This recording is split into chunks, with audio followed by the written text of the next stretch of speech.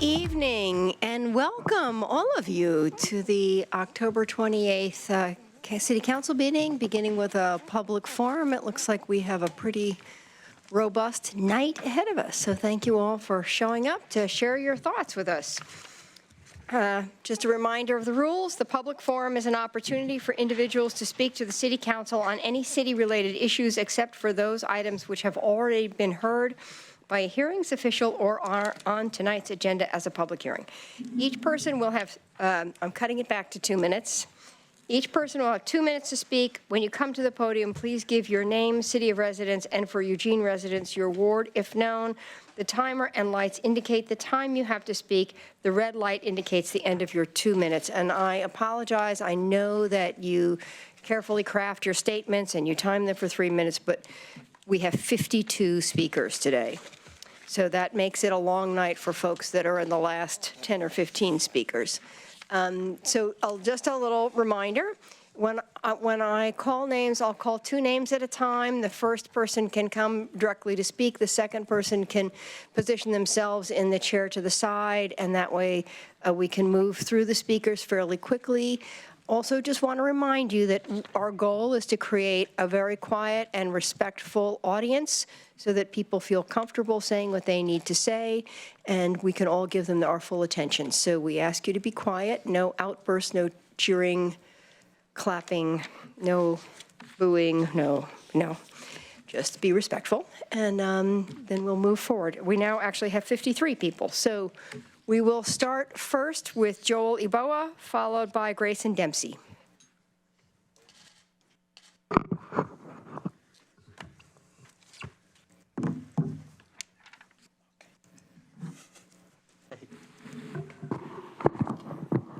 Good afternoon, Mayor and City Councilors. My name is Joel Iboa, and I am Chair of the Eugene Human Rights Commission. I'm here and proud to let you know that the Eugene Human Rights Commission voted unanimously at our last meeting in support of the resolution to file amicus briefs in opposition to state abortion bans. This year, Alabama passed a near total abortion ban. Kentucky, Mississippi, Louisiana, Ohio, Georgia, all passed 6-week heartbeat bans. Eugene voters have a history of supporting reproductive freedom and defeating anti-abortion ballot measures, including defeating with 79% of the vote, ballot measure 106, which would have denied insurance coverage for abortion to the most vulnerable of Oregonians. The threat to safe and legal abortion in Oregon was and is as real a threat as anywhere else. By standing up against abortion bans, the city of Eugene makes itself a beacon of hope for the rest of the nation. We will hold the line, and we will remain a sanctuary to access a full range of reproductive health care, including safe and legal abortion. The mission of the Eugene Human Rights Commission is to promote the implementation of universal human rights, values, and principles in all City of Eugene programs and throughout the community. It is our sincere belief that reproductive justice and access to abortion is a fundamental human right. We urge you to support this critical resolution to protect abortion access here in Eugene and across the country. Thank you. Thank you. Grayson Dempsey, followed by Sherry Martin. Grayson Dempsey, Portland, Oregon. Honorable Mayor Vinnis and members of the Eugene City Council, I'm the Executive Director of NARAL Pro-Choice Oregon, and as one of the 7 in 10 Americans who supports access to safe and legal abortion, I'm here to testify on behalf of NARAL in support of the resolution declaring safe and legal abortion to be a right of every person in the city of Eugene. Thank you to Councilor Surratt for your leadership on this important resolution. NARAL Pro-Choice Oregon's mission is to develop and sustain a constituency that uses the political process to protect and expand reproductive freedom, including preventing unintended pregnancy, bearing healthy children, and choosing legal abortion.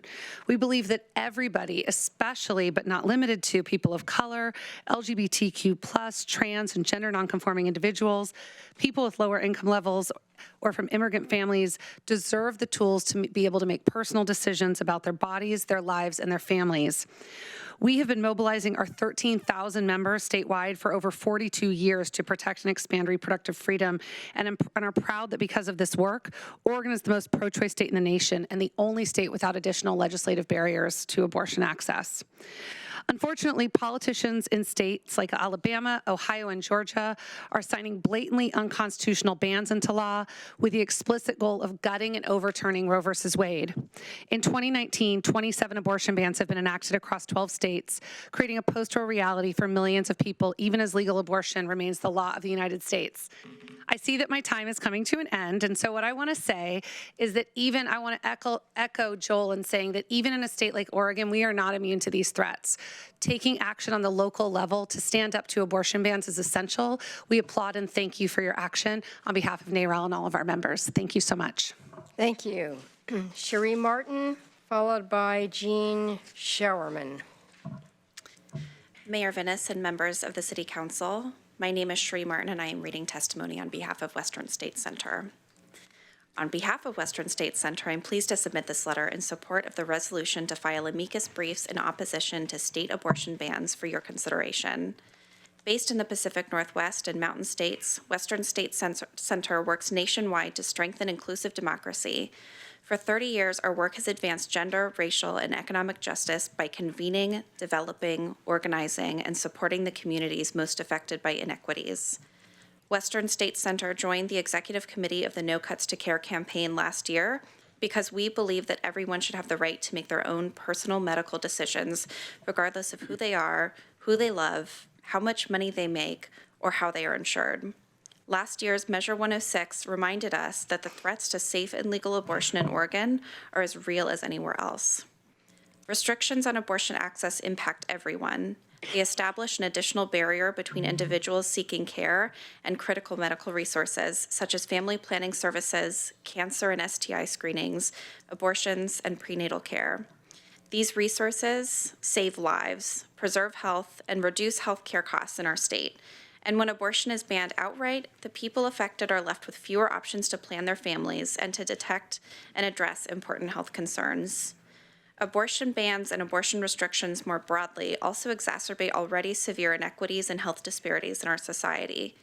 Communities of color are disproportionately affected by restrictions on health care, and additional restrictions on reproductive health care only further limit access to life-saving and cost-effective care for all people.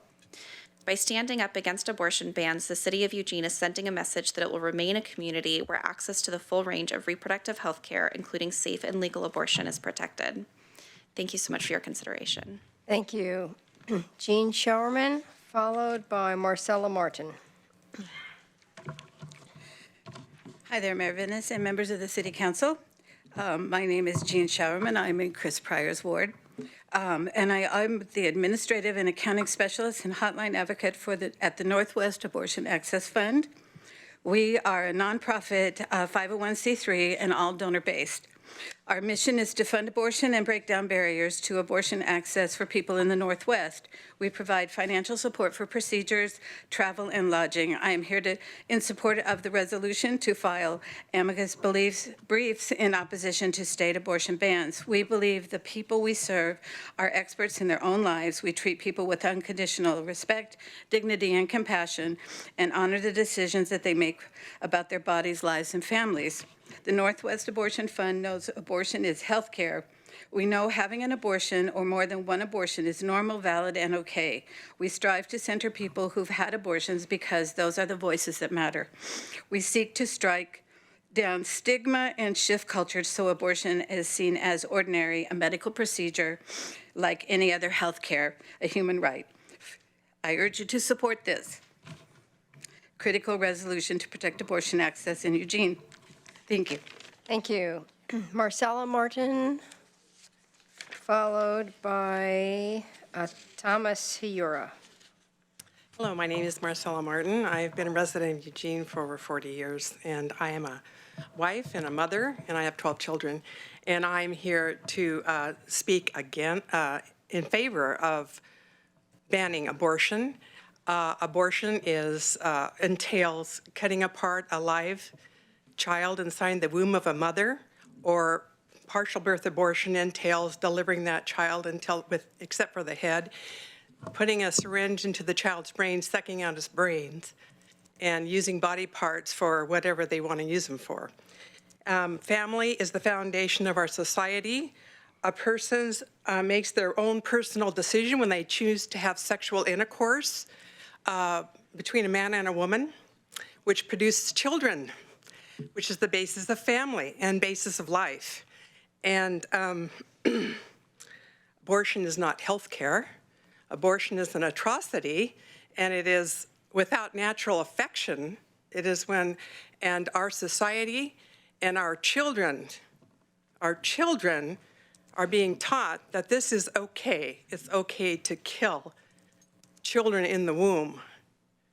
And in my opinion, Hitler was not any worse than people who choose to kill their children in the womb, or people who choose to do such a thing, a horrendous thing.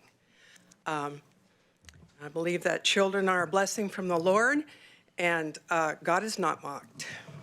This is a horrendous sin before God and mankind. Thank you. Thank you. Thomas Hiura, followed by Abraham Lickwarnick. Hi, Thomas Huda, they, them pronouns. This performance is meant to kind of simulate how it feels to be homeless in my hometown. When you were here before, couldn't look you in the eye,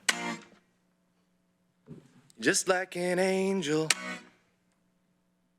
skin makes me cry, you float like a feather in a beautiful world. I wish I was special. You're so very special. But I'm a creep. I'm a weirdo. What the hell am I doing here? I don't belong here. I don't care if it hurts. I wanna have control. I want a perfect body. I want a perfect soul. And I want you to notice when I'm not around. You're so fucking special. And I wish I was special. Gonna skip to the bridge because she's running out the door.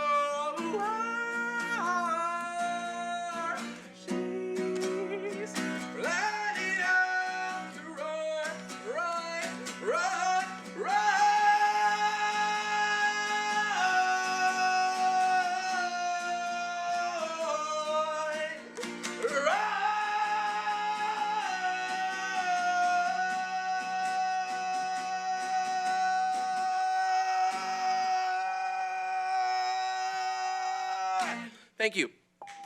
Thank you. Thank you. Thank you. Abraham Lickwarnick, followed by Barbara Wade. That's a hard act to follow. My name's Abraham Lickwarnick. I'm domiciled in Southwest Eugene, and this is on and for the public record. Families for Safe Technology has realized that talking about changing city cell tower ordinances and what the council can and can't change would only keep us all on a procedural merry-go-round forever and could possibly leave the council with the false impression that you have to follow FCC regulations. Instead, we will now, as clearly as possible, explain the overarching law and principles that ensure the full autonomy of the City Council over its decision-making process without having to deal with or implement any FCC regulations as documented by the U.S. Supreme Court and other credible sources.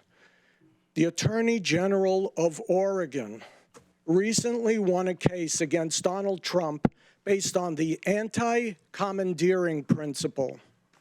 Quote, Among other benefits, the anti-commandeering principle ensures that the sovereign states are free to legislate as they see fit to promote the safety and welfare of their residents. The 10th Amendment to the United States Constitution prohibits the federal government from requiring state and local governments to govern according to Congress's instructions or from commandeering state and local officials to administer or enforce a federal regulatory program. This anti-commandeering principle also forbids Congress from unequivocally dictating what a state legislator may or may not do, end quote. Thank you. Barbara Wade, followed by Joshua Korn. You have already proven this. I'm Barbara Wade, Lane County. You have already proven this by implementing the anti-commandeering principles with the city's refusal to comply with federal immigration and marijuana laws. If you don't protect the people, then you actually are violating the law. Reckless misconduct is what you're doing, is an act of intentionally done or failure to do an act in violation of duty, which may cause serious danger to others involved in it. A person is guilty of reckless misconduct when she or he does an act or fails to do an act in violation of his/her duty with the knowledge of serious danger as may be known by a reasonable man. Reckless conduct is stronger than mere negligence.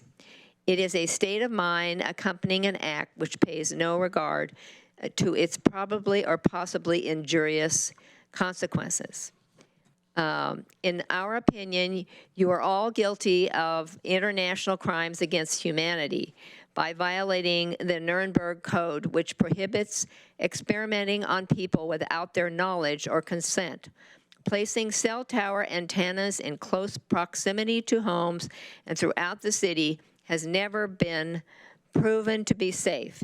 This would force people to unknowingly participate in an experiment which would place them under continual exposure to microwave and millimeter wave radiation technology without their knowledge, consent, choice, or control, placing them in potentially life-threatening circumstances. Thank you. Thank you. Joshua Korn, followed by Sabrina Siegel. Joshua Korn, South Eugene. This quote is from a recent article in Scientific American titled, "We Have No Reason to Believe 5G is Safe" by Joel M. Moskowitz. Quote, numerous recent scientific publications have shown that EMF affects living organisms at levels well below most international and national guidelines. Effects include increased cancer risk, cellular stress, increase in harmful free radicals, genetic damages, structural and functional changes of the reproductive system, learning and memory deficits, neurological disorders, and negative impacts on general well-being in humans, end quote. The FCC's jurisdictional authority is defined in Title 47 of the U.S. Code under Telecommunications, Section 397, Definitions. 16. The term state includes the District of Columbia, the Commonwealth of Puerto Rico, the Virgin Islands, Guam, American Samoa, and the Northern Mariana Islands, and the Trust Territory of the Pacific Islands. Notice the 50 that the 50 states are not included in this list. The definition of includes in Black's Law Dictionary, 6th edition, is the inclusion of one is the exclusion of another. As you know, many cities like Eugene are suing the FCC to secure their right to charge higher fees to the telecoms. However, other cities are suing to secure their city council's right to protect health, safety, and welfare of the people they serve. Statement by the U.S. Conference of Mayors CEO and Executive Director Tom Cochran. We believe the courts will conclude that Thank you. the FCC's proposal. Thank you. Sabrina Siegel, followed by Becky Bruckner. Continuing, we believe the courts will conclude that FCC's proposals are based on misguided interpretations of federal law. Congress addressed and resolved these issues, resounding in favor of local and state governments and their property rights. The conference and its member cities reject efforts by this unelected federal regulatory agency to improperly invade state and local government's authority by compelling local elected officials to subsidize or gift local public property to a small favored group of private businesses. The Conference of Mayors strongly opposes these proposals and calls on the agency to change them. Absent such changes, the conference and its members will seek relief in federal court to overturn this unprecedented overreach by the FCC. Statement by the National Association of Counties. Spokesman Brian Namey says, by narrowing the window for evaluating 5G deployment applications, the FCC would effectively hinder local governments' fulfillment of public health and safety responsibilities during the construction, modification, or installation of broadcasting facilities. Portland Mayor Wheeler says the FCC's attempt to assert national control over local infrastructure is a misguided invasion of local authority and contrary to the law. The following is a quote from a legal brief of Senator Patrick Leahy, wrote in a case against the FCC. Thank you. Becky Bruckner, followed by Maria Thomas. Becky Bruckner. State and local zoning authorities may not have their processes commandeered to implement a federal policy issued by the Federal Communications Commission, which seeks to override local control over health, safety, and local land use issues regarding the setting of personal wireless service facilities such as cell phone towers. Congress may not simply commandeer the legislative process of the states by directly compelling them to enact and enforce a federal regulatory program. Adherence to the anti-commandeering principle is important for several reasons, including, as significant here, that the rule serves as one of the Constitution's structural safeguards of liberty. Whose liberty do they mean? The liberty of this council, the representatives of the people, to make their own decisions to protect the health and general welfare of the people of Eugene. You must all by now realize the injustice of your local authority being seemingly usurped by some faraway government agency. We need your cooperation in keeping an open mind and working hard to understand the historic powers that are available to you.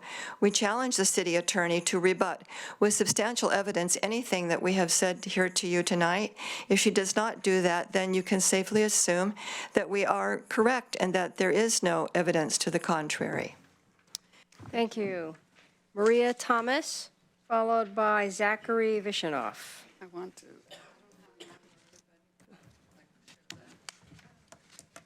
Okay.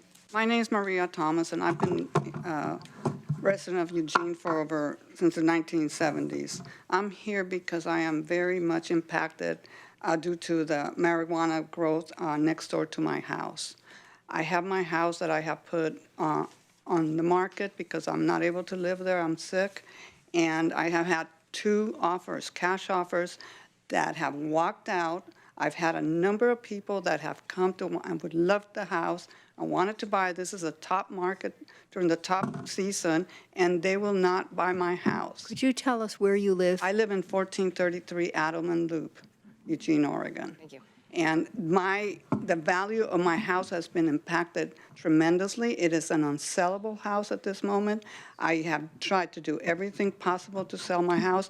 The odor reeks. It's just, I have to wash my carpet, the walls all the time. It isn't fair that what's going on with me.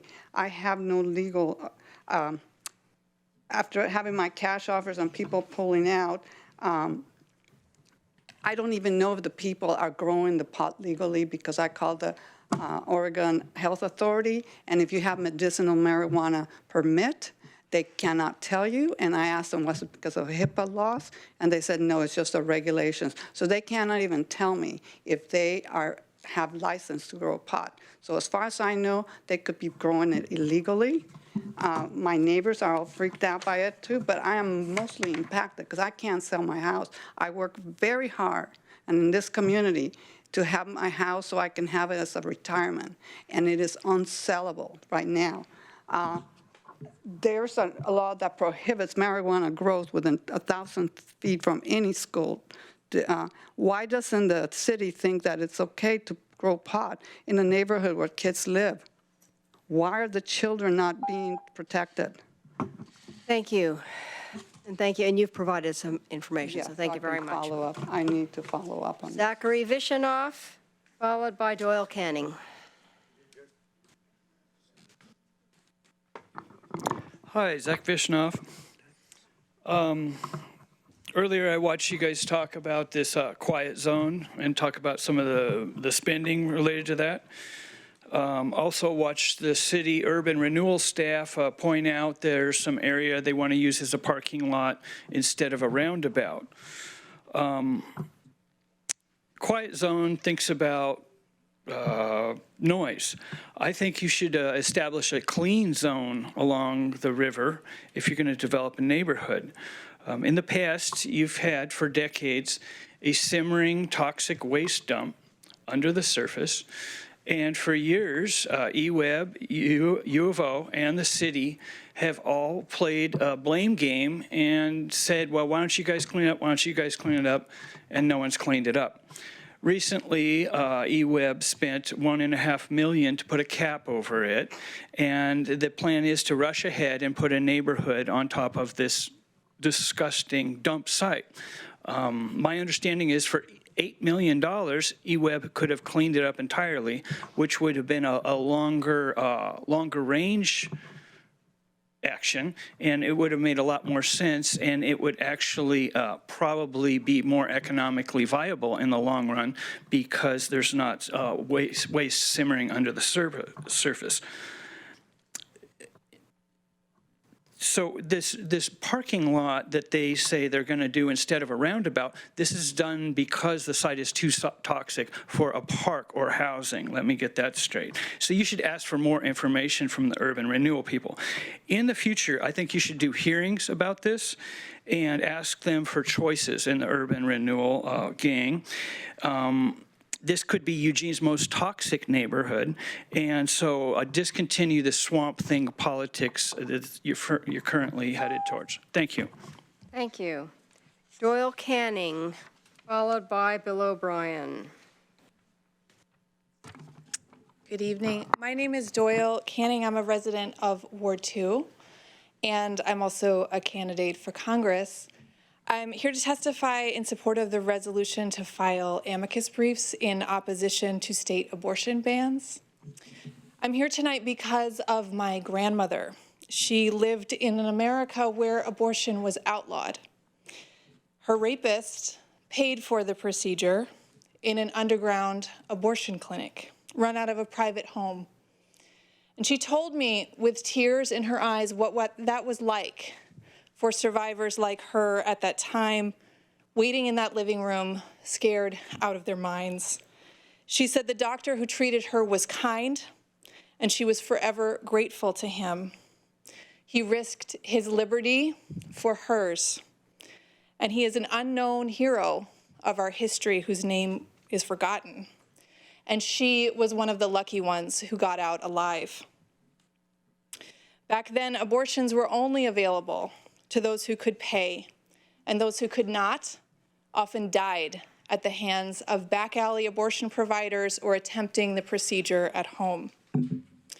And today, these bans are creating these kinds of conditions for over 1 million people across 9 states. We have to take a stand. I will do everything in my power to make sure that my daughter doesn't grow up in an America like the one my grandmother lived in. I urge you to vote yes and take a stand against abortion bans in court and show that the city of Eugene is sending a message across the entire country that we will fight for everyone's access to a full range of reproductive health care, no matter what is in their bank account, the color of their skin, who they love, or what state they live in. Thank you. Thank you. Bill, no clapping, please. Bill O'Brien, followed by Debbie Phillips. I like fairy tales, and I really enjoyed the magic of Hayward Field, and I enjoyed the clean athletes, and maybe even some of the unclean athletes that performed. It was a magical time. Now I'm seeing a fairy tale of a tower that's going to be built, or it's being built, and no one wants their name on it. So that's going to be really interesting, but someone's name should be written on that tower. So, this lady named Jenny Simpson, she was a world track and field champion in the 1,500 meters, second or third in the Olympics. She said about our drama in this state, if you, meaning athletes, there were athletes, and actually directed athletes that are probably clean, but there were athletes that are implicated as not being clean. If you're closely affiliating with someone who is serving a 4-year ban by the United States Anti-Doping Authority, and someone points a finger at you and says, maybe you're cheating, I don't feel sorry for you at all. So that's what she said. She's an authority. I'm not. Now, as you know, or if you read the papers, the Oregon Project, people in that, Nike executives, emails exchanged between 2009, 2011, citing medical experiments involving testosterone, the effects and how it could avoid being detected.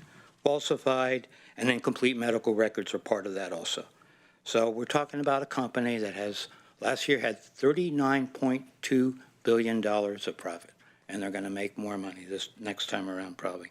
And they're going more into China, and with the Houston Rockets, they took it off. But hey, James Manning is asking for $20 million. Thank you. Don't give him the money. Thank you. Debbie Phillips, followed by Rebecca Callison. My name is Debbie Phillips. I'm the Vice President of the South Willamette Valley chapter of the National Organization of Women. The National Organization of Women is the largest organization of feminist grassroots activists in the United States.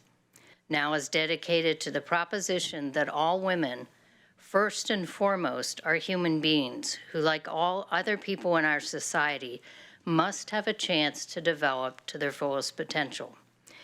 Since its founding in 1966, NOW's purpose has been to take action through intersectional grassroots activism to promote feminist ideals and achieve and protect equal rights of all women and girls in aspects of social, political, and economic life. Central to this purpose is the autonomy of a woman's body. Without this autonomy, women are prevented from full participation in the mainstream of American society and from exercising all the privileges and responsibilities thereof in truly equal partnership with others. I'm here to testify in support of the resolution to file an amicus brief in opposition to state abortion bans. Women and men should have autonomy over their body and the right to make their own personal medical decisions. Abortion bans violate this right, as does the lack of equal access to a full range of reproductive health care. Even in Oregon, the threats to safe and legal abortion are real. Human rights of marginalized groups are often invisible in spite of the protections guaranteed by the U.S. Constitution to ensure equality of rights on behalf of all people. people of color, and LGBTQ persons included. Moreover, there is no group of people left untouched to the threat to body autonomy and the individual right to make one's own healthcare decisions. Please support the resolution. Thank you. Rebecca Callison, followed by David Eigel. Hi, my name is Rebecca Callison. I live in Springfield, and I'm here as the president of the South Willamette Valley chapter of the National Organization for Women. Reproductive rights are one of 6 core principles on which NOW's mission is based. These rights are a cornerstone for achievement of our goals in other areas. Without the ability to control a person's own body, economic equity is compromised. People are then exposed to a greater risk of domestic violence because they may lack the financial means to break out of an abusive situation. The current attacks on reproductive rights are just the pointy end of the spear in an assault on all aspects of women's place in American society. We are blessed here in Oregon to enjoy broad societal and governmental support for the cause of equality for all. But major attacks are being mounted in other states, and we're all affected by federal gag rules which deny funding for basic non-abortion services, both at home and abroad, just because a provider had the audacity to provide information to their clients about abortion. The resolution you're considering tonight gives us a voice in this wider fight. I also want to address the clause that talks about the need to remove the stigma associated with abortion. Over 25 years ago, I made a choice to terminate a much-wanted pregnancy because the fetus had a severe genetic defect. My doctors told me that the fetus had little chance of surviving to birth, and that if it did, it would have no significant brain function. At the time, I had 2 small children who couldn't possibly understand the situation. We made the right choice in choosing abortion. My situation was personally heart-wrenching, but it was no more valid than that of a person who chooses abortion because, for whatever reason, they're not in a position to bring a child into the world at a particular time. I'm telling my story for the first time after years of silence. We need to be comfortable speaking on this topic so that decision makers can see that ordinary people face this choice. Thank you for your support. Thank you. David Eigel, followed by Glenn McIrvin. District 1. The Dunn report is dishonest and hateful. Professor Dunn was an exceptional member of our community who gave and gave and gave of himself throughout his entire life. He was a racial progressive who supported racial integration, the dignity of all, regardless of their station in life, and respect for all religions. Sadly, there are those among the living today who wish to misrepresent the history of this man, this community, and this state in an attempt to obtain some form of personal advantage for themselves. The Fraternal Order KKK sales representatives' Kleagle's pay was based entirely on sales commissions and would vary their sales presentation depending on the prospect. The Kleagles initially approached leading honorable citizens in this community and represented themselves as legitimate representatives of a fraternal order that was patriotic and would be supporting prohibition. Within weeks of establishing themselves, the substantial and honorable citizens dropped out. In Eugene, the Kleagles claimed that the U of O was run by secret Jesuit priests and that almost all of the students and faculty were Catholic. They would have been telling stories of secret nuns being secretly sexually abused by the secret priests. Professor Dunn, the brilliant head of the U of O Classics Department, did not go about claiming the U of O was run by secret Jesuit priests, etc., so as to hustle the lesser lights out of $10 membership fees. The Dunn report authors omitted from their report the fact that in the spring of 1923, Professor Dunn was cheerfully telling the press that he had been an honorary captain in the Italian army and that he would be gone from Eugene during the summer of 1923, leading a tour in France and Italy, 2 of the most Catholic countries in the world. The report authors also omitted from their report information from an Oregon Daily Emerald file they had cited to in the archives involving an interview with Professor Dunn. Thank you. The form says he wasn't a member of the Klan at all. His relationship was so insignificant. Thank you. Thank you. Glenn McIrvin, followed by Maya Ward. Well, you know my name. I've lived in Eugene for 40 years and presently do not. It's just, but we're moving back. I'm here to address the renaming of Dunn Hall and the unjustified, unnecessary disparaging of Professor Dunn. I have long been opposed to revising history. I believe it is best written by those who lived and experienced it at the time. I know of no good reason for anyone to change major facts 100 years after they occurred. It is alarming to me that Mr. Schill seems to have been successful in doing this. U of O President, Mr. Schill, claimed that the Fraternal Order of the Klan, this is not the Klan in the South, lynched blacks, Catholics, and Jews, and when asked to provide examples of these murders and lynchings, Schill was unable to provide even one example. There have been many requests and even a monetary reward of an extreme amount, but there's been no response. I'd suggest that the council consider this carefully. The U of O is a big part of our community. The late Stanley Cohen, professor of history at UCLA, was recognized expert in the Fraternal Order of the Klan and considered to be one of the greatest experts in U.S. history.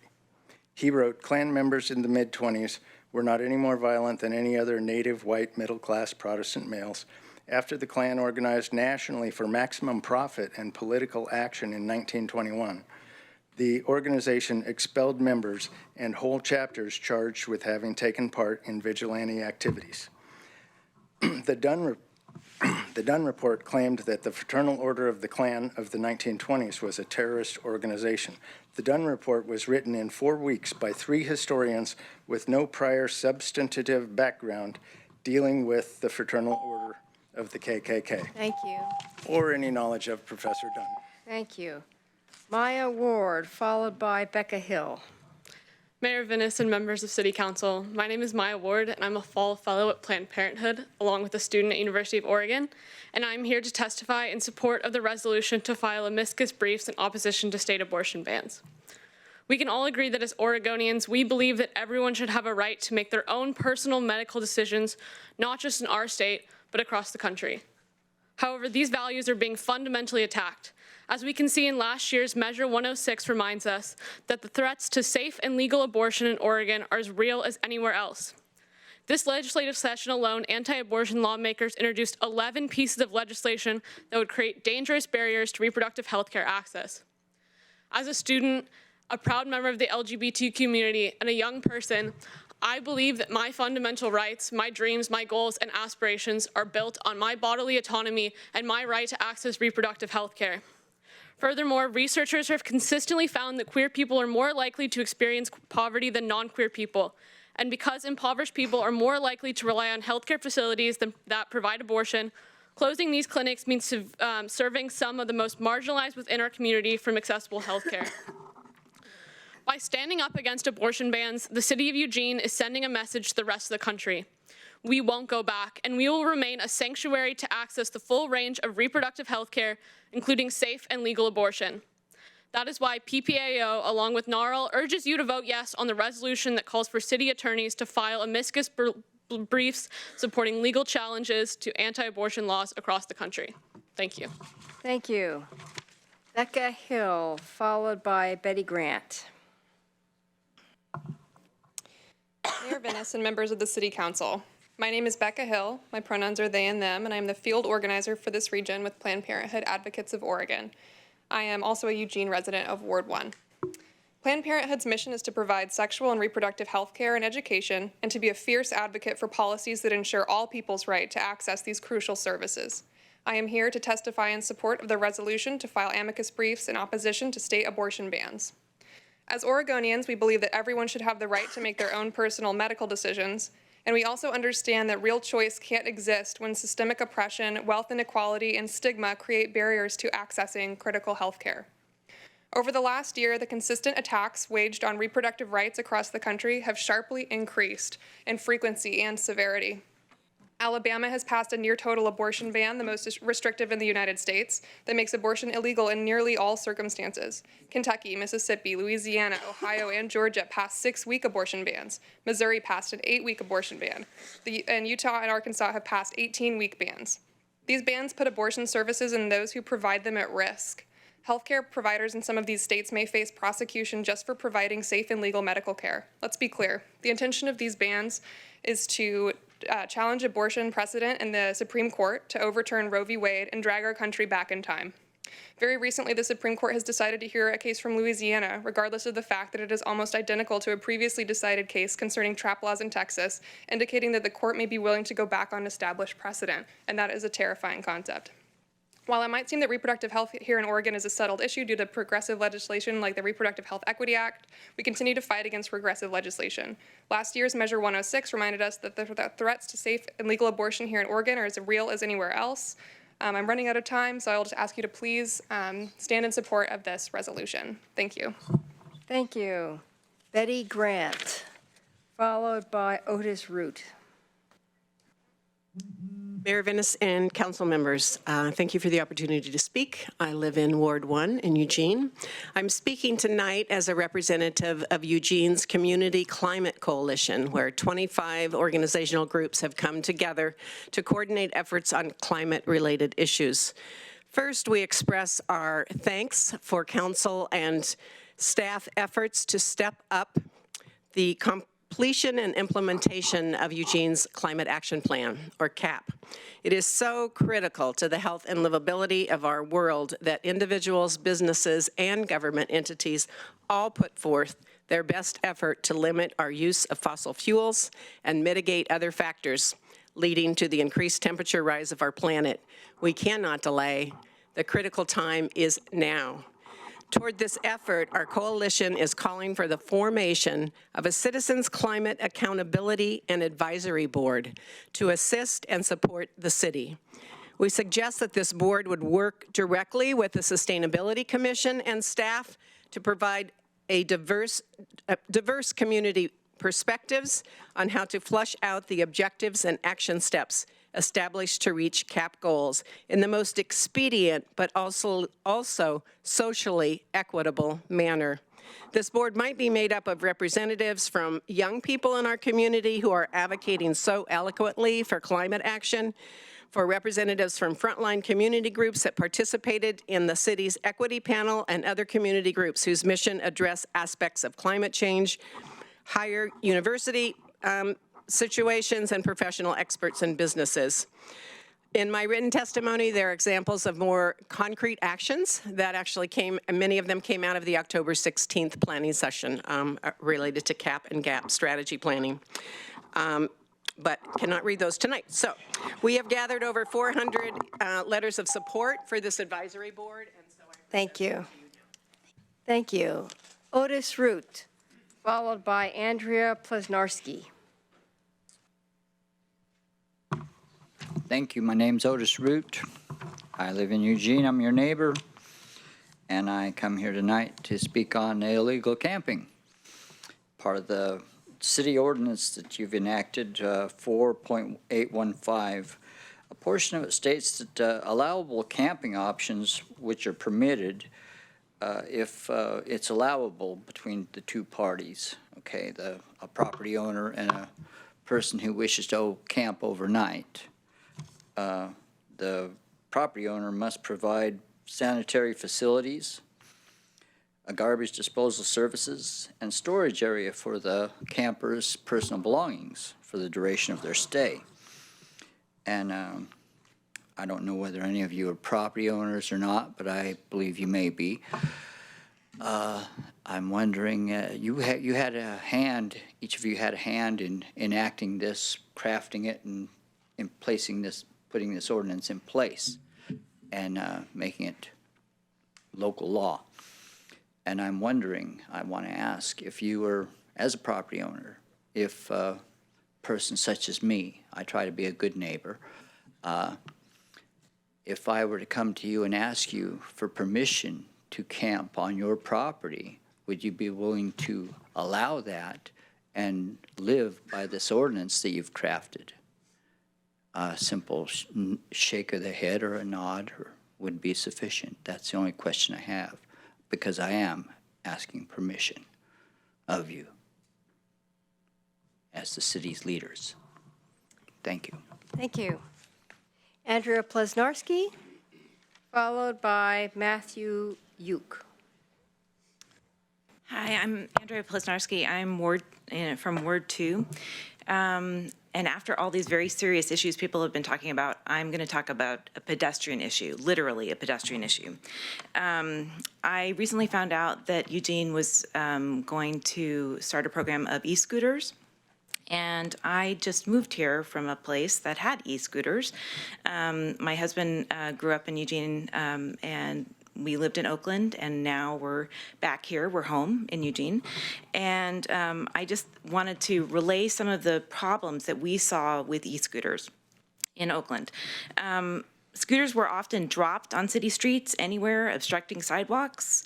They were thrown into waterways, like into Lake Merritt, and they created hazard and litter throughout the city. And it's easy to think you can just walk over a scooter, but if somebody's in a wheelchair, a walker, a stroller, it's impossible.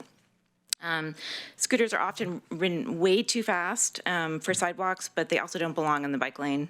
They're really a hazard, I think, for pedestrians, dogs, strollers on the sidewalk. Scooter riders don't wear helmets. You know, they're free rentals. People don't have helmets on, and it's pretty dangerous for them, and dangerous, like, you know, riding, and also being hit by cars. I was talking to a neighbor of mine today, and his daughter's an orthopedic nurse in Portland, and she said that they see plenty of injuries from the scooters that are in Portland right now. Also, scooters compete with the bikes in the bike lane often because they're too fast to be on the sidewalk, so they go into the bike lane, and then bicyclists are also hazards. And also, the companies will claim that they'll manage things, and they don't. So that's what we found in Oakland. I think Eugene is a really walkable city, and you already have rentable bikes, so I would really urge you to really consider this. Thank you. Matthew Uke, followed by Howard Kirkland. Hi, thank you. My name's Matthew Uke, and I'm actually a resident of Ward 4.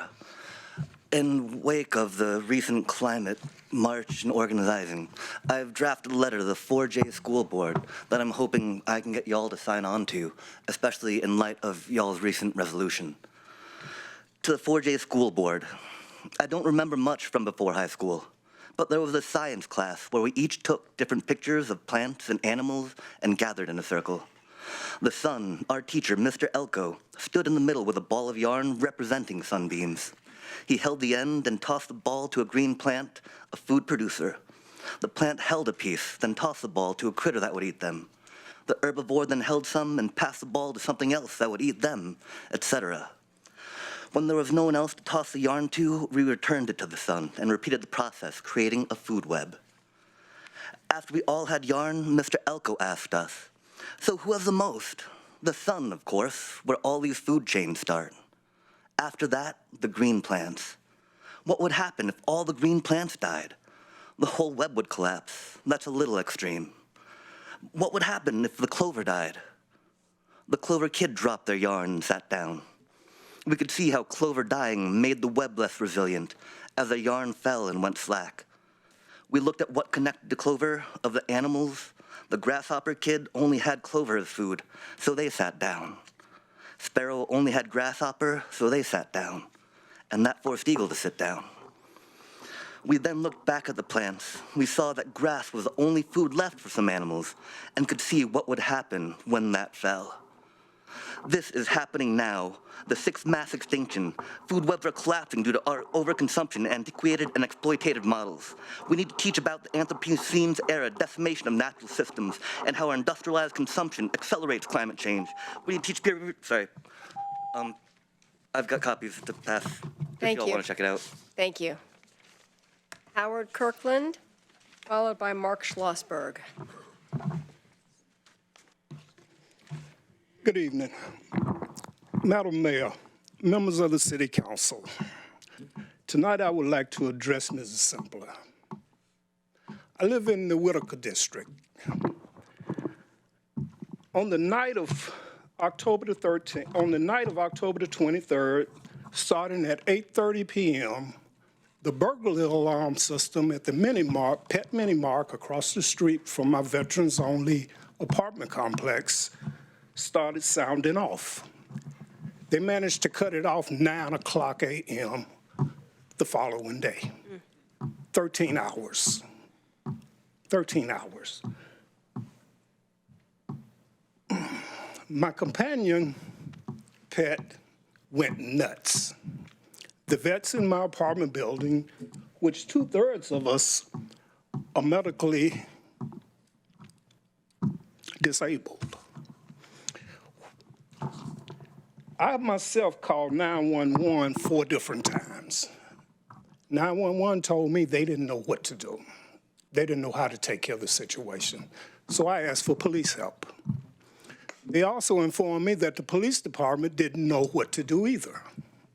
So for the next 13 hours, everybody in my apartment complex and within a block of my apartment complex, because I took a walk around the city and you could hear it a block away. I would like to know, what is this city council going to do about the situation that happened in my community? Now, the gentleman, and I got this from a person that works at the place, so the gentleman that owned it lives in Grants Pass, so he don't care. Hey, he wasn't inconvenienced. My question is to you, Ms. Simpler, and I want just your opinion, and you don't have to give it tonight. The people on this city council, what would you all do if this happened in your neighborhood? Thank you. Mark Schlossberg, followed by Kim Fairbairn. Mayor, city councilors, my name is Mark Schlossberg, and I live in Councilor Zelenka's ward. 2 weeks ago, I was here, as you might remember, with some U of O students who spoke about their desire for safer streets here in Eugene so that more people can use a bike and a scooter more of the time. Although they left prior to your reflections of their testimony, they all watched your comments actually online and very much appreciate your kind and thoughtful and supportive words. So thank you for encouraging their civic engagement. Tonight I'm here to talk about parking, a very fun topic. I know in recent council sessions, some of you have expressed concern about parking as it relates to ADUs, multifamily housing projects, and repurposing our streets so that we can have safer, protected bike and scooter lanes. So let me be clear as I can.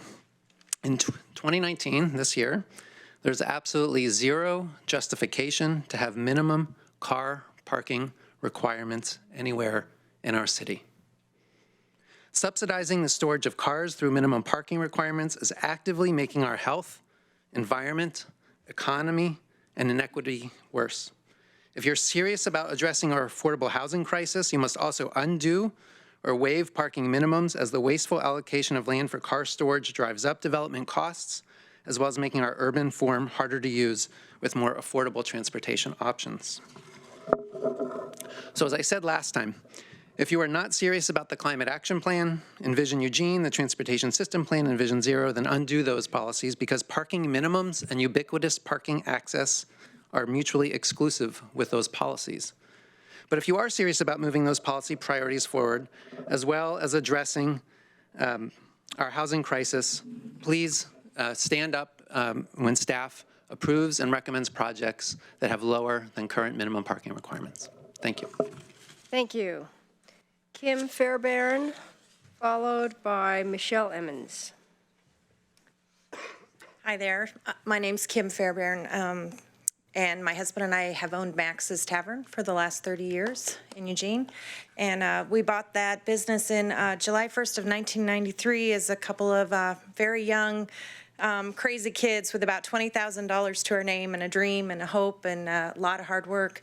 And the amount of lawlessness at that time in that community was, and I'm not exaggerating, so bad that my husband was stabbed once, confronting young people on the sidewalk, and all in an effort to try to make the neighborhood safer for people to enjoy it, and of course for us to try to live an American dream and have a successful, thriving business, which, thank you, we've made it 30 years so far.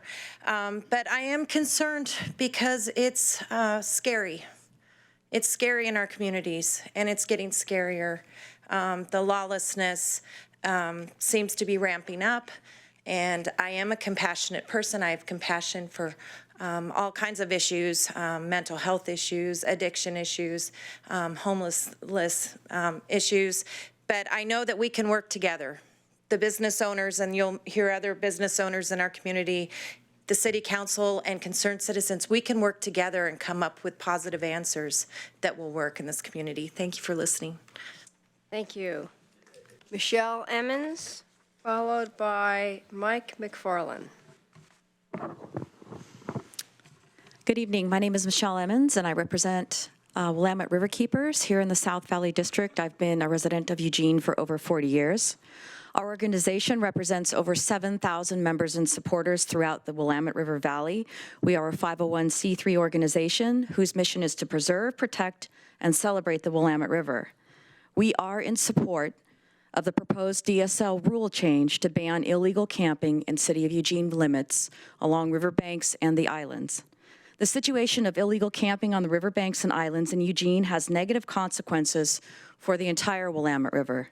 This includes potential clean water and water quality degradation, destruction of habitat and lack of habitat, as well as affecting recreation, safe access to the river, and opportunities for paddling, use of public parks, and alternative transportation options along the river corridor. Annually, over 500 Willamette Riverkeeper volunteers engage in thousands of hours of cleanup efforts. This helps to create a safer environment for the greater public use by removing tons of debris from the river and its banks, including chemicals such as propane, gasoline, paints and household chemicals, drugs, needles, and other sharps in mounds of broken glass. However, there are sometimes hazards that require professional hazmat cleanup. This includes feces and other latrine-related garbage, and sometimes fire-related explosions of electronics, such as televisions, cell phones, laptops, and other devices. Illegal camping, including fires, contribute to the degradation of water quality and habitat by denuding the riverbanks, cutting down trees and shrubbery, and damming the floodplain areas with brush that is often strangled with ropes and clothing. Unfortunately, these activities result in higher water temperatures as riparian vegetation disappears and can no longer shade the water in slow-moving eddies. Thank you. Thank you. Thank you. Mike McFarland, followed by Ty Pruce Zimmerman. My name is Mike McFarland. I'm a resident of Eugene, and I'm also here with the Willamette River Guardians. I'm here to invite the city council out on a little boat trip on a river. And before you accept, and I know you're all dying to come out there, let me know, I want to let you know what you're going to run into. You're going to run into some garbage farms where they take garbage down on our #1 resource in our city. They sort through it, they take what they want, and they leave the rest behind. You're going to see needles. You're going to see feces. You still want to come? If this is our #1 resource, I'm here in support of the ban of the DSL camping ban. I'm also here to urge you to not stop there, because the ban's not going to do the trick. What's going to help is funding for further cleanups, for more access to our river. Thank you very much, and I hope to see you out on the river. Bye. Thank you. Ty Pruce Zimmerman, followed by Debbie McGee. Good evening, Mayor, Council. I am Ty Pruce Zimmerman, and I live in Ward 6. Thank you for having me tonight, and thank you, Councilor Syrett, for bringing forward this resolution. Tonight, I want to focus on one particularly insidious element of some of the recently passed abortion laws. Some of the language in Georgia, for example, opens the door for women who suffer miscarriages to potentially be subject to police investigations. Now, my wife and I lost a pregnancy in December. At 19.5 weeks, we thought we were going to a routine screening to see if our daughter Eleanor had any genetic abnormalities. The ultrasound tech told us she couldn't find a heartbeat, and I don't remember much else. There's one key element of this trauma that might not be immediately obvious if you haven't experienced it yourself, and that is the guilt.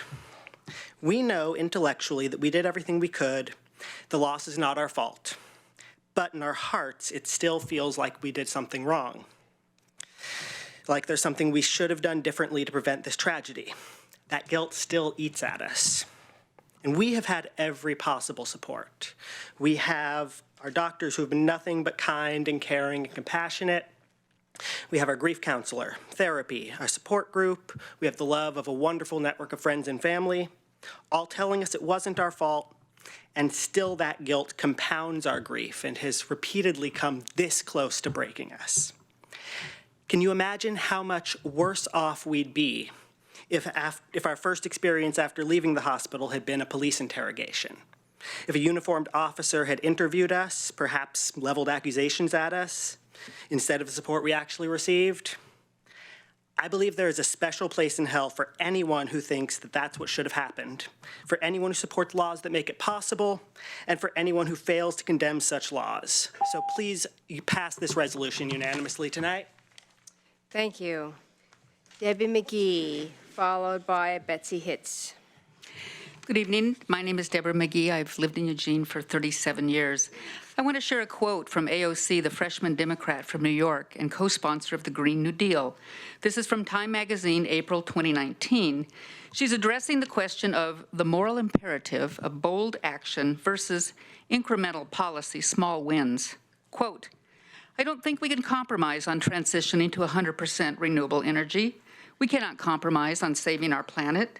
We cannot compromise on saving kids. We have to do these things. If we want to do them in different ways, that's fine, but we can't not do them. End of quote. We need to get off gas in our community. We need to get off gas and all fossil fuels to survive, and I hope you will help by prohibiting more methane gas in our community.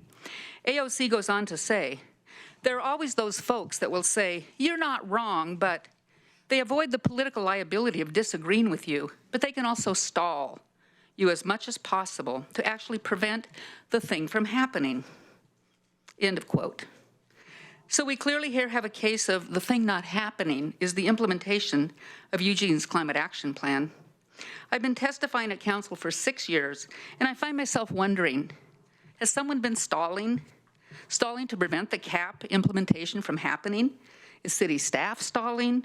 Are individual councilors or the mayor stalling? Who's responsible for implementing the plan? We elect you folks to do the things that are too big for us to address individually. You set the policies so that we citizens need in order to have a more livable community. Council sets policy, city managers paid a handsome salary to operationalize those policies into realities. We've made ridiculously little progress on the Climate Energy Action Plan, and the current Climate Plan 2.0, we all know, is a plan to fail. We can't have more business as usual. We will not be prevented from trying to give our children a future. Thank you. Betsy Hitz, followed by Linda Perrine. Followed by Linda Perrine. Thank you. I'm Betsy Hitz, and I got to get my phone turned on here.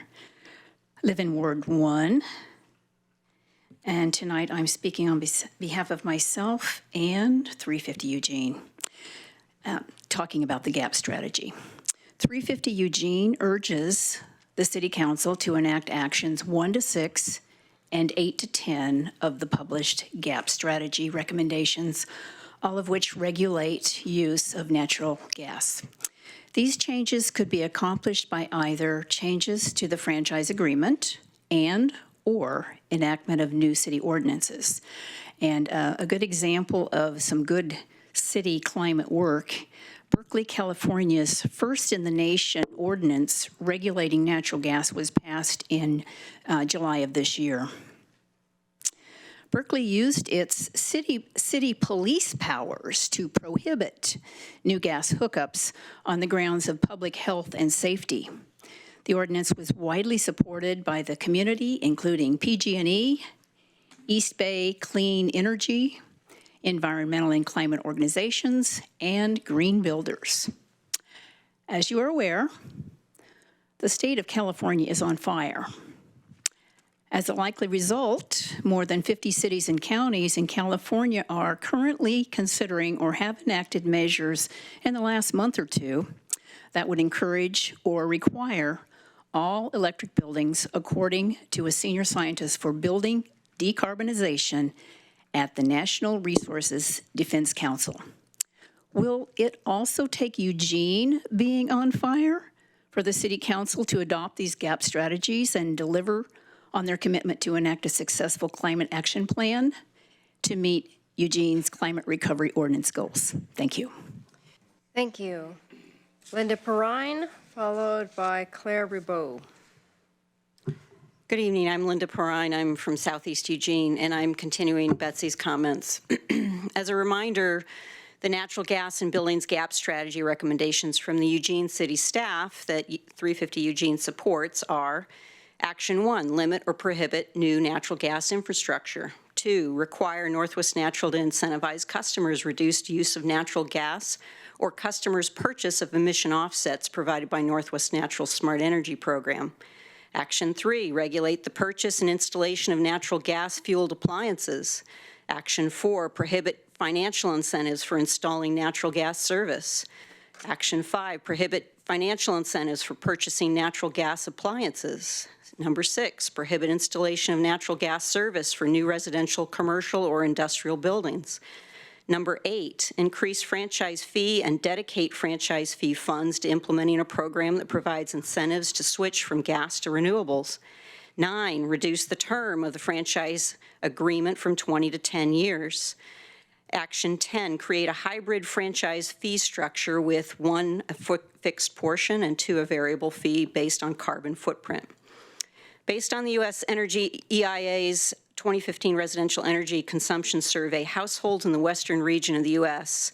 That use electricity as their main heating fuel have lower annual energy costs than households served by natural gas. The city's staff has backed this up with their own analysis. City staff appears to have not done the same cost analysis for commercial customers, which would be a good idea and we recommend. In conclusion, 350 Eugene urges the City Council to uphold their duty and responsibility to the youth who will inherit the future you are deciding upon with CAP 2.0. Thank you. Thank you. Claire Ribaud, followed by Wayne Martin.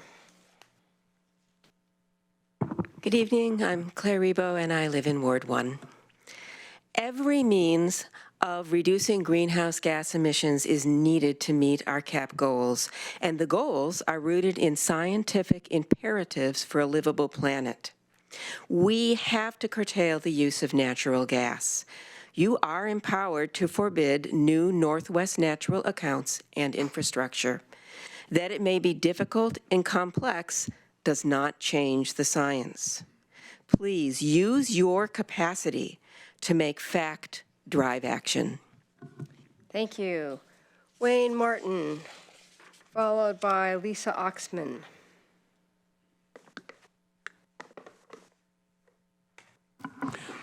Good evening, Wayne Martin from District 1, Ward 1. I just find myself wanting to express some appreciation for the amount of effort, the time that it takes for you to hear all these impassioned words and basically process them. Not easy. And I want to also say words of welcome and congratulations to you, Madam City Manager. And I'm experiencing a lot of hope, as many others are. I want to indicate that after the TAC report was presented in December, re-presented and voted on in January, and set into effect in February, I've been very interested in trying to assist and have spoken with 3 of you, person to person, with a few others at my side, recommending 3 things, and I want to bring those 3 things back to you now. 1 is that you start, this was back in February and March, immediately, waiting for nothing else, a nationwide search for somebody who's already done this in cities that have shown great improvement. That wouldn't have taken a lot of research. You can still do it. That's what you do when you're doing a major search for a major position, and there are few applicants really qualified. Two, that you create the mechanism for the 10 components with breakout groups for each. And I don't think it's been done yet, but when you do it, hopefully soon, you include an unhoused male, an unhoused female on each of those 10 components. And finally, that you produce a highly detailed 3-year plan so that we can see that these details, which then can be amended as needed, are going to be set into motion and acted on. Thank you. Thank you. Lisa Oxman, followed by Tim Morris.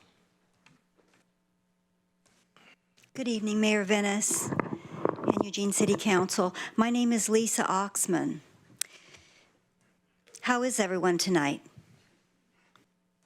Thank you for these few minutes to express a little gratitude for what the city is doing to assist our unhoused population.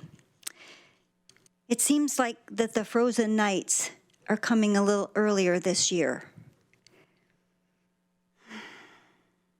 Some people only have what they can carry on their backs or in their shopping carts as they look for the next place to rest and to take care of their bodies.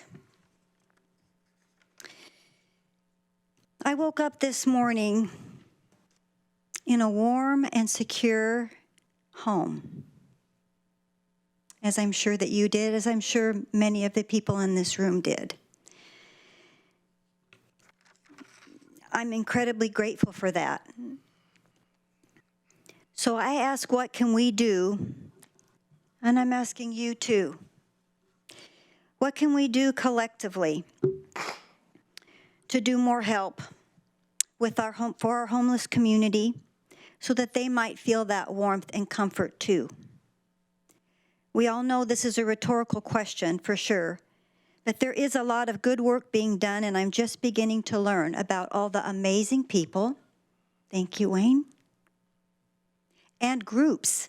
There's some just amazing, phenomenal work being done, and people are stepping up to make a difference. So I want to thank the city, because I think you get a lot of from everybody, and they're all asking for something. I want to thank you for what you've been doing and what I know that you're going to continue to do. Blessings. Thank you. Tim Morris, followed by Stephen Sheehan. Good afternoon, City Council. My name is Tim Morris. I live in Ward 1. Please excuse me if I cough. The allergies here in Eugene are trying to kill me. So I am a volunteer with NAREL Pro-Choice. I am a volunteer with the organization, and I'm here to testify in support of the resolution to file amicus briefs in opposition to statewide abortion bans. I want to thank you, Councilor Syrett, for your leadership on this. So the bans that we are seeing across our country not only cut services to low-income folks and low-income services, but also to the providers that provide these services, and they put them at risk as well. Researchers have consistently found that queer people are more likely to experience poverty than non-queer people. I am LGBT myself, and I have experienced low income myself, and I have used Planned Parenthood services and thank them for being a part of our community. And without their services, I possibly would be much sicker, and Eugene would actually kill me.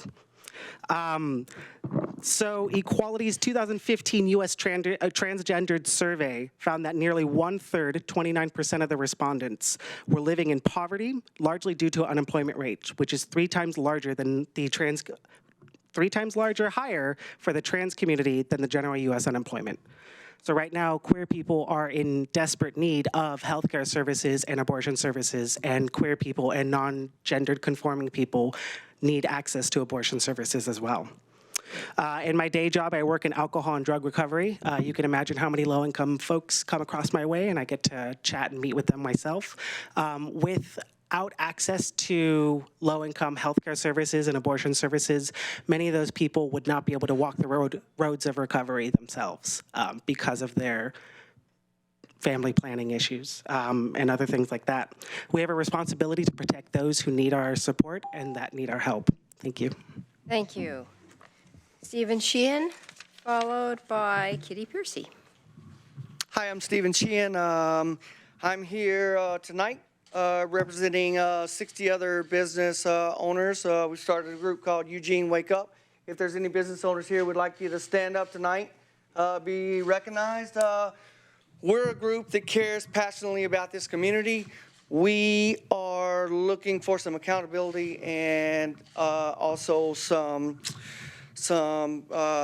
relief for the lawlessness we feel like the homeless community is created in our community. I myself, I employ 40 employees and support 40 families in our community, and the same here. We would just like to start seeing more accountability for we feel like a lawless community in the homeless population. We would love to see some no loitering laws. We would love to see some no panhandling laws, and you'll be hearing a lot more from us. We're here to help. We're not a right or a left group. We are a community group that cares. Without us, the backbone of the community, our community will fail. We need help from you guys. Let's work together as a group, as a community. Let's come together as a group and help solve this problem. We're going to do all we can. You'll hear from us. We'll start showing up to all these meetings.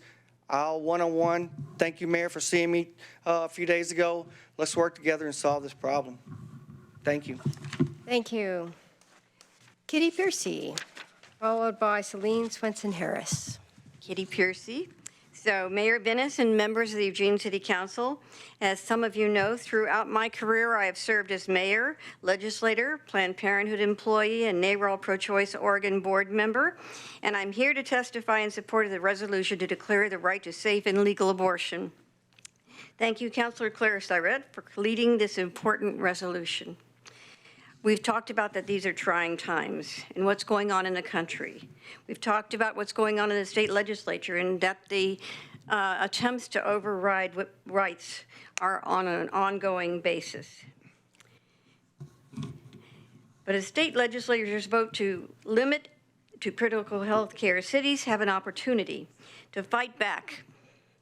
And Eugene has the opportunity to once again be a leader. We have always led the way in passing policies like paid sick days that help people be healthy and support those who face the greatest disparities. And for that, I'm very proud of it. But it isn't just an opportunity to lead. We have a duty. Oregonians rely on our state and Lane County to be a beacon of reproductive health care access. By standing up against abortion bans, the city of Eugene is sending a message to the rest of the country, and that message is important. We won't go back. We will remain and continue to be a place to offer full access to the full range of reproductive health care, including safe and legal abortion. So I'm here today to support you and to thank you for considering this important and timely resolution. I urge you all to support it and continue to be brave and take action to fight for what is right, no matter how hard it can be. Thank you so much. Thank you. Celine Swenson-Harris, followed by Luke Haberstad. Tough act to follow, especially on this issue. My name's Celine Swenson-Harris. I'm the Secretary of the Democratic Party of Lane County. And I'm here this evening to testify in support of the resolution declaring the right to safe and legal abortion. I'm here because our party platform voices a commitment to protecting the right to choose and ensuring access to reproductive health care. Here in Oregon, we remain the only state without additional statutory restrictions on abortion, and the people of our state resoundingly defeated an anti-abortion ballot measure last November. But in too many states across our country, safe and legal abortion is under attack. Here in Oregon, we know that the government shouldn't put up barriers to access for those in need of reproductive health care. We know that the government shouldn't be making that decision for Oregonians. And we know that the government shouldn't be making that decision for the people of Alabama or the people of Missouri or Utah or anywhere else where state legislatures have put in place bans or barriers to access to health care. It's time for us to stand up and fight to preserve the hard-won progress that we have made. And so I'm here to say that I hope we can count on you to lend our voices in Eugene to those across this country fighting to preserve access to safe and legal abortion. Thank you. Thank you. Luke Haberstad, followed by Angie Marzano. Hello, my name's, excuse me, Luke Haberstad. I'm in Ward 2. I'm joining Andrea, who spoke earlier in presenting concerns about the proposed e-scooter program in the city of Eugene. My comments today are about sustainability problems with the e-scooters. E-scooter companies claim that the scooters are an environmental or green transportation option, but unfortunately there's very little data to back up that claim. A study from just this year, August 2019, out of North Carolina State University, is the first and to my knowledge only peer-reviewed study of the environmental impact of e-scooters. The study examined 4 aspects of the scooter life cycle and concluded that taking all of the impacts of scooter manufacture and distribution into account, e-scooters are never better than riding a bike or a bus with high ridership. The study also had a survey that concluded only 34% of people would have taken a car instead. So in other words, more than 2/3 of people would have taken a more sustainable transportation option than an e-scooter. The study emphasizes that the impact of e-scooters decreased in relation to the length of a scooter's life, which makes sense. The longer you have an e-scooter in operation, the more sustainable it is. But unfortunately, as Andrea mentioned, most of these e-scooters are subject to acts of vandalism, including throwing them into the river or into lakes, as we've seen in Portland and California. So we should not take claims by companies that e-scooters are sustainable at face value. These companies are motivated by profit above all, and it's important for the City Council to have that in mind. Given the serious questions and doubts that remain about the sustainability and environmental impact of e-scooters, I urge the Council to impose a moratorium as the City of Boulder, Colorado has recently done. Thank you very much for your time. Thank you. Angie Marzano, followed by David Piccioni. Good evening. I'm a resident of Ward 5. Mayor Venice and members of the City Council, my name is Angie Marzano, and I am an owner of Hot Mama's Wings. As a small business owner and a lifelong advocate for reproductive rights, I am here to testify in support of the resolution to condemn abortion bans and affirm the city's commitment to protecting the full range of reproductive health care rights. Restricting abortion access is not only against the values of 7 out of 10 Americans who support reproductive rights, it is bad for business. As a small business owner, I know that when my employees and customers are unable to access the care that they need, it impacts my bottom line and my ability to build and retain a diverse and inclusive workforce. I stand in solidarity with the women and the people who become pregnant across the nation and who are facing bans. And I am glad to see that the Eugene City Council is taking a stand on this issue. As states across the country vote to restrict abortion access, now more than ever, we must send a message to those facing bans in their home states that our doors and our borders remain open, and Oregon will continue to be a beacon for reproductive health care access. Thank you, Councilor Claire Surratt, for your work and your leadership on this important issue. I urge you all to vote in favor of this important resolution. Thank you. Thank you. David Piccioni. Where is David? I saw him earlier. Did he leave? Okay. Ken Hand. And Ken will be followed by Drix.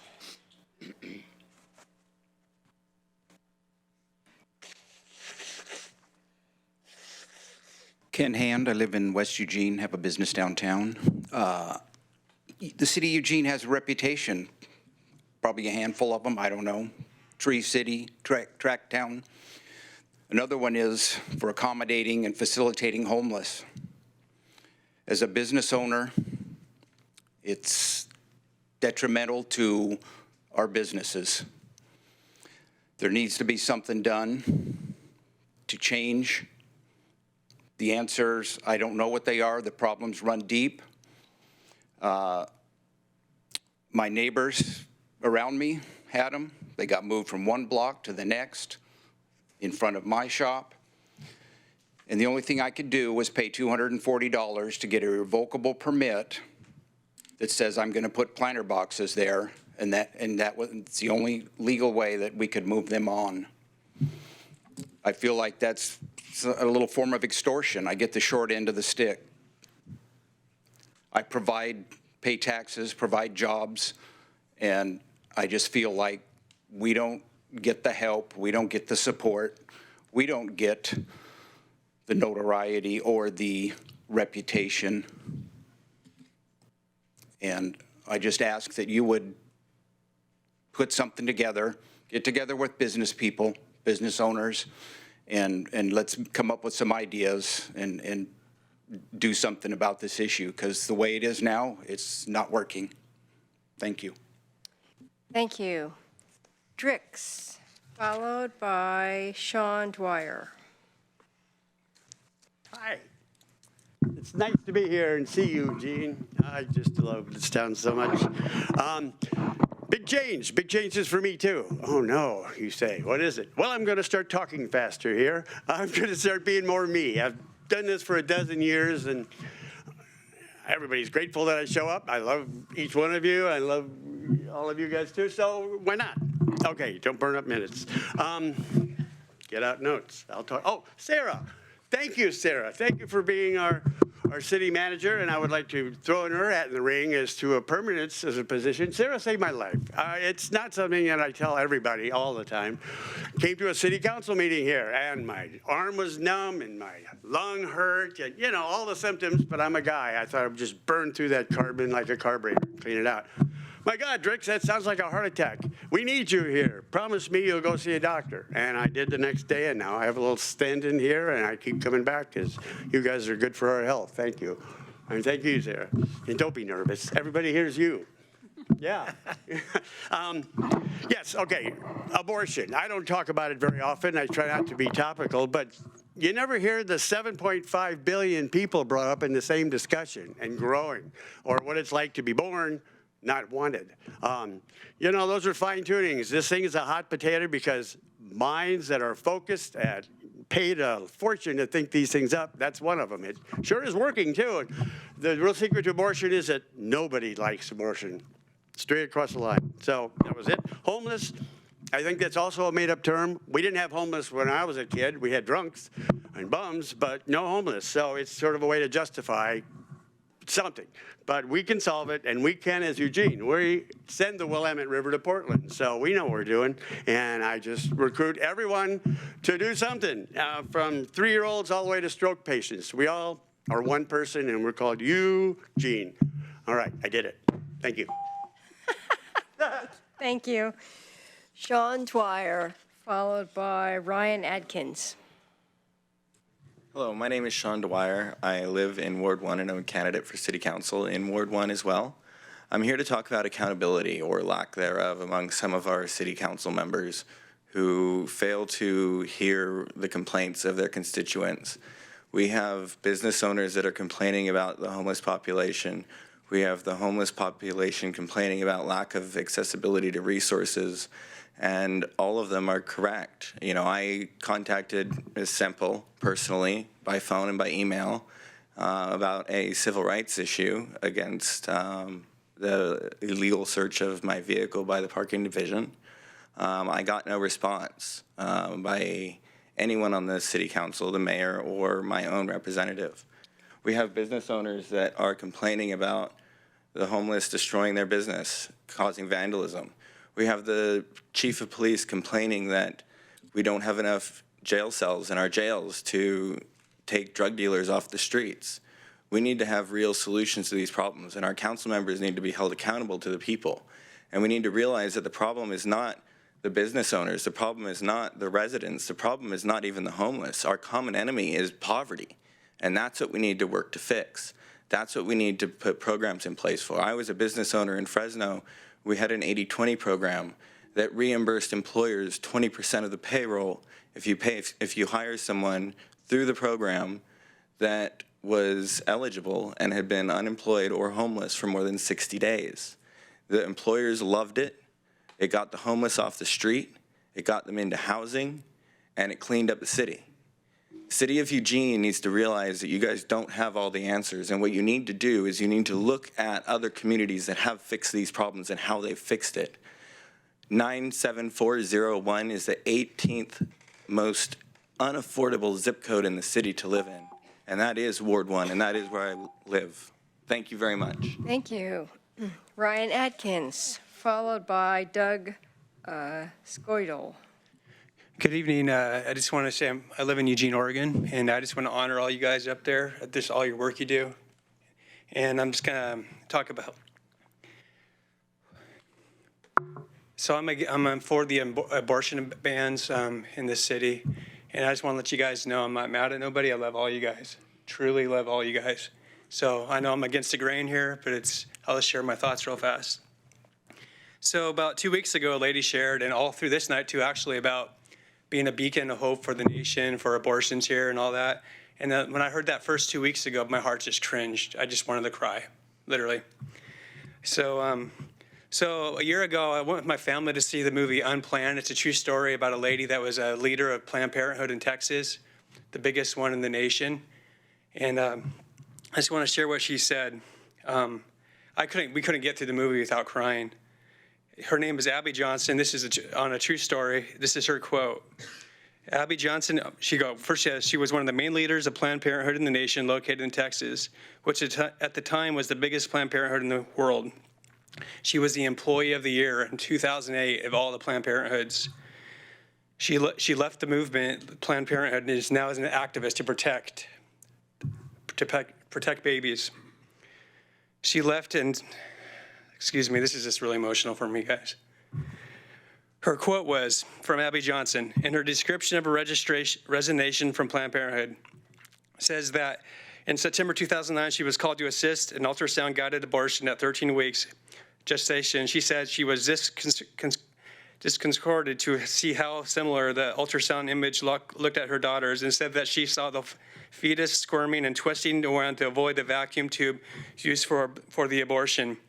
100 Planned Parenthood people left after that, and my solution is this is really hard. Anyways, God bless. Thank you.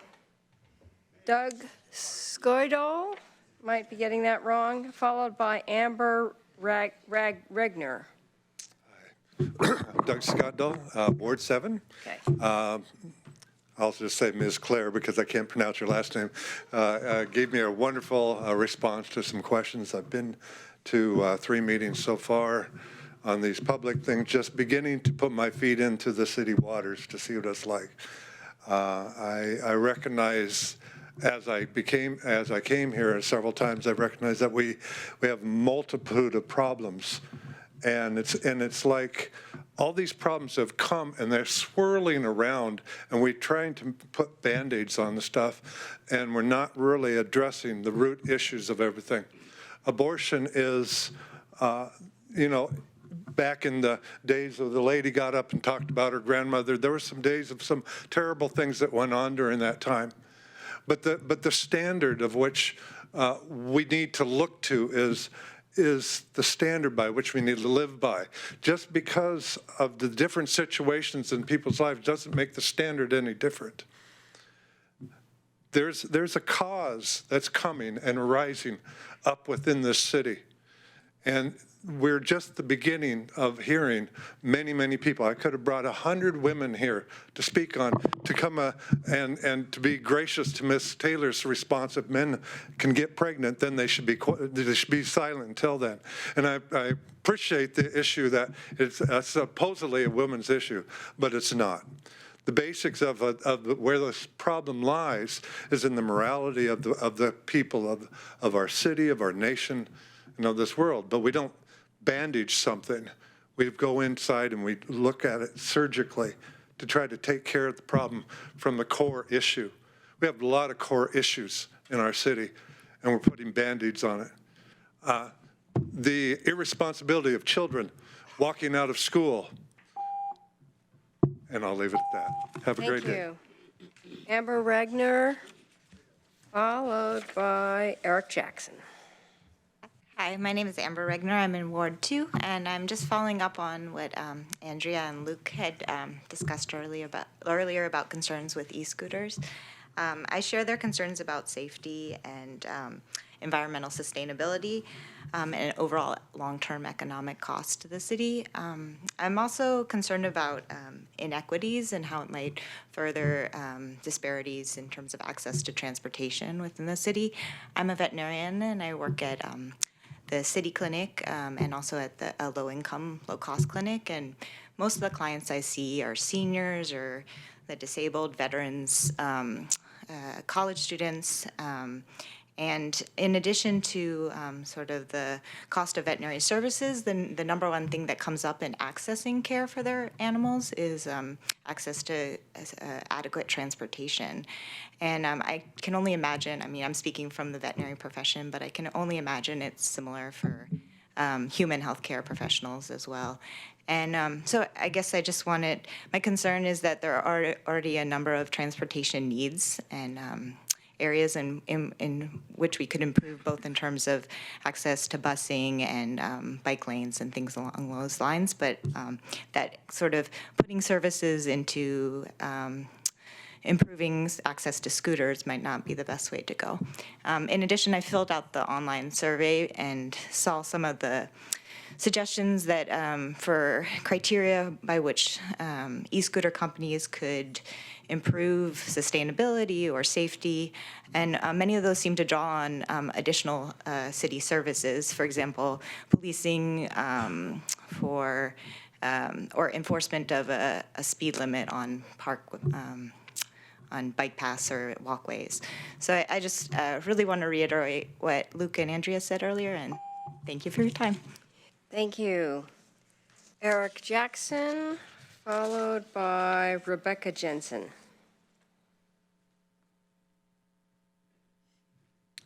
Eric Jackson, Eugene, at large at the moment. Mostly Ward 1. First on other subjects, and I forgot my row, don't make row illegal sign. I'm all for the amicus briefs to be filed. As the hot wing lady, I owned a pizza place for 20 years. If I couldn't recommend to some of the employees that I had at times to have an abortion, it would have been a horrible forward thinking in comparison to the successful people that they are at this point in their lives. Women should have the right to choose along with their partner. E-scooters, I see it as nothing other than a festival on the streets for accidents. So those are the two other things. If you want something, so this is a Thomas Jefferson quote, since there's so many quotes out front. If you want something you've never had, then you need to do something you've never done. If you want something you've never had, you need to do something you've never done. One, maybe keep Sarah permanently instead of pro temp. Two, maybe stop looking for somebody else because you got somebody. Three, if you want something you've never had, do something you've never done. There's got to be a better answer for the homelessness. And the last 30 seconds, I'm going to spend directly to Emily. Emily's statements were incorrect to some degree and out of frustration. I take no opposition to it because I'm just as frustrated, and I feel like we are terrorized, so I can see the reflection back as terrorizing. It's not the intent. The intent is to have a place. It would have been better if you said there wasn't an apartment above Albie's, but she did not mean harm. Thank you. Rebecca Jensen, followed by Stefan Strick. Hi, I'm Rebecca Jensen from Eugene, Oregon. I had an abortion 14 years ago. I now suffer every day from PTSD, grief, and guilt, as well as physical problems caused by an abortion. SAFE means that one should be required to take a class, or at the very least be made aware of these issues that might occur, as well as other possible options such as open adoption. Legality means abortion should not be illegal past the point where the heartbeat is detected. Thank you. Thank you. And our final speaker is Stefan Strick.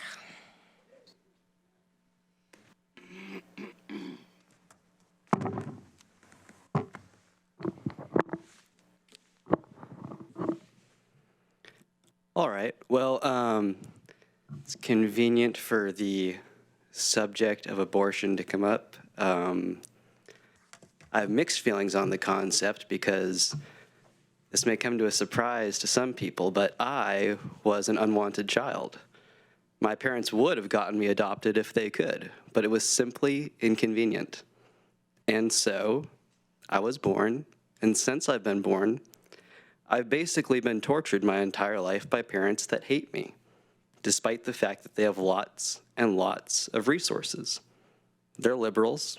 They spend lots of money on clothes at Nordstrom's or horses, and they're totally irresponsible. Really irresponsible people who should never have ever had children. And that's a fact. I don't know if that's a surprise to anybody. It was a surprise to me for a while that some people do deserve children and that some people do grow up with families that care about them. But my parents didn't care, and so we lost our home and about $1.5 million in debt, bankrupt, and had no place to go except living down by the train tracks in Eugene. Spent more time there than at my own house. All through high school, all through middle school.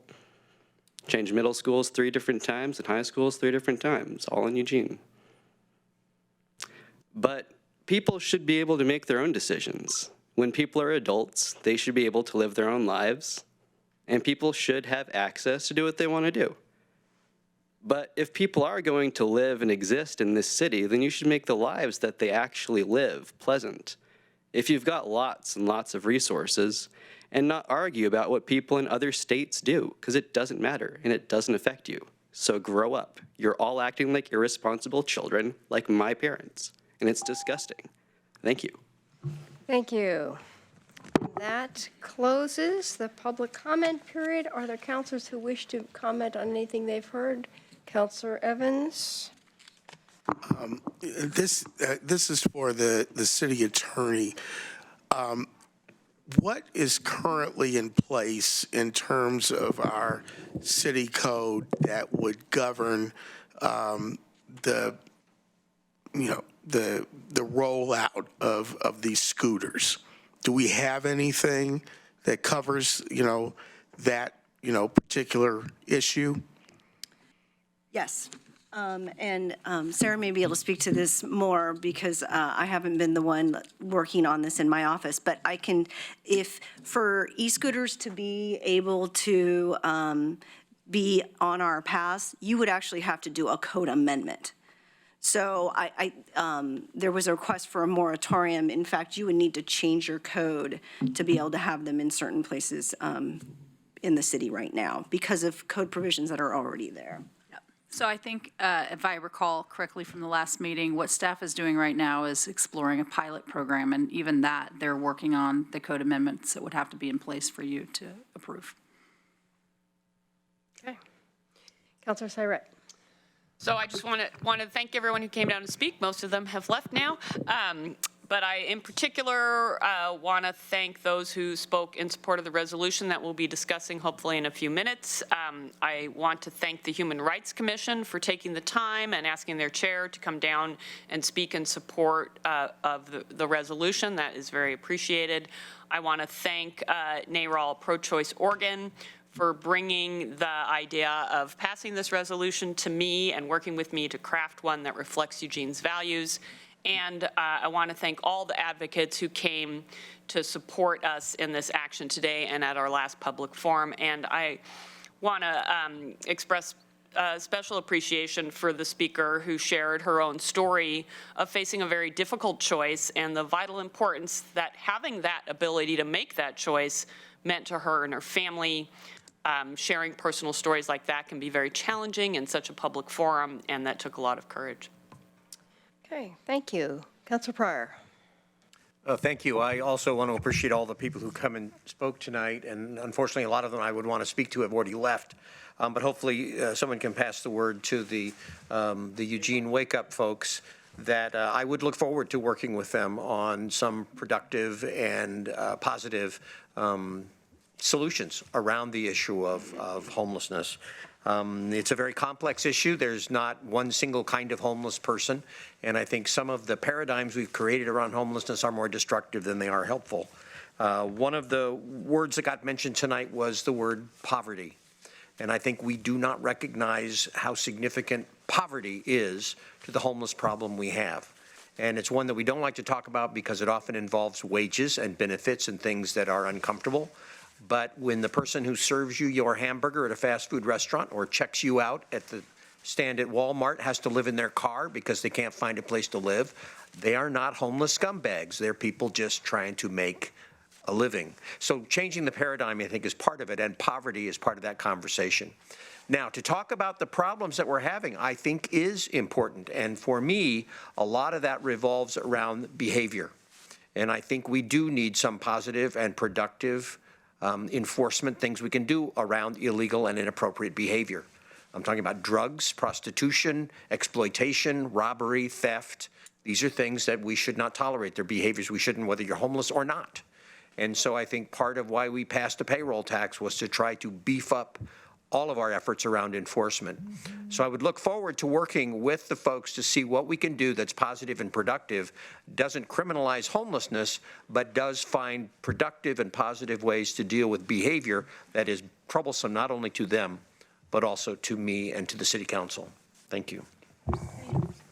Thank you. Any other comments? I just want to also thank all of the people who testified. I know a lot of people do watch the rest of the meetings once they get home, and we appreciate you taking the time to come and speak to us. It was quite an array. And I also am grateful, particularly for the people who came out to testify in support of the resolution we're about to discuss, and concur with Councilor Pryor. I would like to work with the Eugene Wake Up business community and talk about how we can work together and what we might consider. So thank you for all of that and for the information about the e-scooters, which is helpful to put in context. All right, so we're ready for consent calendar. I move to approve the items on the consent calendar. Second. All in favor? 1, 2, 3, 4, 5, 6. All right, that passes. Thank you so much. And then our next item of business, a resolution declaring the right to safe and legal abortion. Councilor Syrett, do you want to speak to it first? Yes, please. And I may need more than 3 minutes. So I want to thank the mayor for placing this resolution on the agenda. It provides this council with an opportunity to make our voice heard on an issue that is crucial to our community's health and that is under serious threat right now in our country, and that is access to abortion services. A person cannot exercise true agency over their lives if they are unable to make the most fundamental decision, whether or not to bear a child, without interference from the government. By passing this resolution, we will be adding our voice to the effort to protect the right to access to abortion and fight back against the real threats to Roe versus Wade that are now working their way to the Supreme Court, where its fate is not at all clear. I did want to note that Councilor Zelenka had to leave unexpectedly and asked me to convey his support for the resolution. He regrets that he won't be able to be here to vote in support of it. I'd like to share portions of the resolution, but I wonder if I should put it out as a motion and get a second before I do that. Yes. Okay. So I didn't get a motion, but I'll just wing it. So I move that the City of Eugene adopt a resolution declaring the right to safe and legal abortion and affirming the City of Eugene's commitment to act in support of that right by authorizing the city to participate as an amicus in forthcoming federal lawsuits challenging abortion bans around the country. Second. Thank you. So I just would quickly like to share portions of the resolution, not the whole thing. It will direct the city manager to seek strategic opportunities for our city to participate through amicus briefs and lawsuits filed challenging bans in other states. In addition to articulating the threats to abortion access and the value of access to reproductive health care and abortion access to community health, it states the following. The City of Eugene unequivocally condemns any attempt to restrict, prohibit, or otherwise impede access to safe and legal abortion care. Access to safe and legal abortion care is vital to the health of people who can become pregnant and our broader community. The City of Eugene remains committed to eliminating stigma surrounding abortion so that every person in our city who makes the choice to access safe and legal abortion care will feel supported, welcome, and safe in doing so.